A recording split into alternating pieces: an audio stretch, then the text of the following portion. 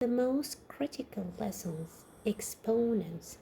We have 7 rules for exponents: multiply, divide, power over power, negative power, fraction power, zero power, and distributive power.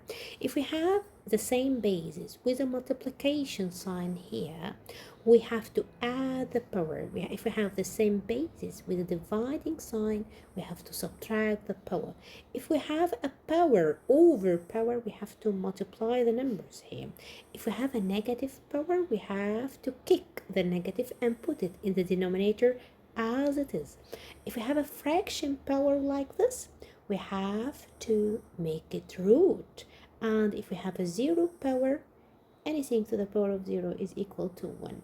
And if we have a distributive here, we have to say distribute the power for every term inside the bracket. So it will be a to the power 3, b to the power 3, and let's see how we can do this.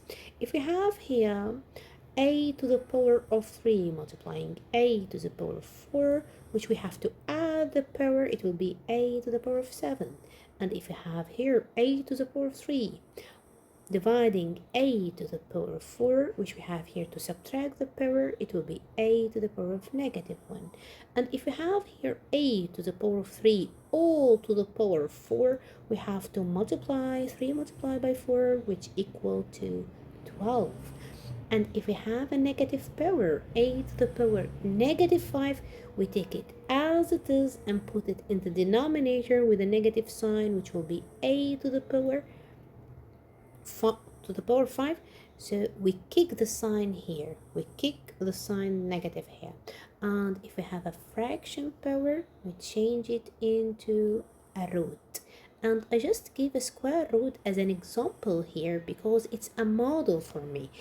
And power half is a model for me. If we have a fraction power like half, mark it half. So we say square root and the a here all to the power of 1. So the numerator will be inside the root and the denominator will be the root itself. So if we have here a to the power of 2 over 3, so here we say that is the a will be squared, the numerator inside the root, and the denominator here will be a cubic root. So we need the cubic root of a squared.